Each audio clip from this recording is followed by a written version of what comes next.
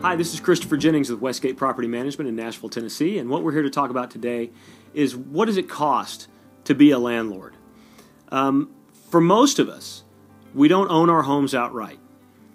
A lot of us think, well, we can go and rent this property and the rent will cover our mortgage payment and everything else and everything will be fine, and that's kind of where we end it, but that's not really the case. In your own home, you realize that you pay your mortgage and then there are other maintenance expenses that come along with it. And it's no different with rental property. So it's important to not be surprised when expenses come up that are not covered by the rent. On a seasonal basis, it's important to make sure as a landlord that the mechanical systems are operating properly. Many's the time that I've gotten a call from somebody saying, hey, we turned on the heat and there's no heat coming out, or we turned on the air conditioning and the air is not cold. And that's because you need to, every season, you need to be able to back up. Often I've gotten the call from someone who says, hey, I turned on my heat and the heat's not coming out, or I turned on my air conditioner and the air's not cold.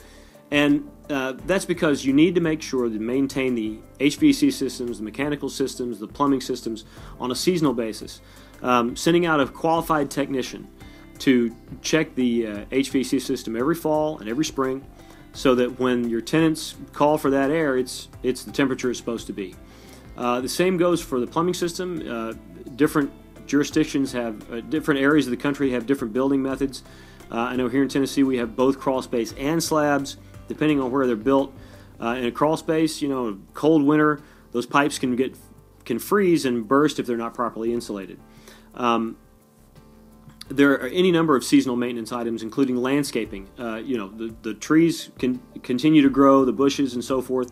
It's important to make sure that the landscaping beds are weeded, mulched, and maintained properly, not only from a standpoint of curb appeal, but from the standpoint of maintaining the value of the property. These costs are things that continue throughout the life of the home, regardless of what the rent is. The market might determine that the rent is lower than your mortgage payment. Sometimes that happens. It's, you try to get as much rent as possible, but it's important to remember that when you're owning a rental property, it's not always as cut and dried as, hey, the rent covers the mortgage and that's it, we're done. It's important to remember that rental costs, the costs of owning rental property, are no different than the costs of owning your own home.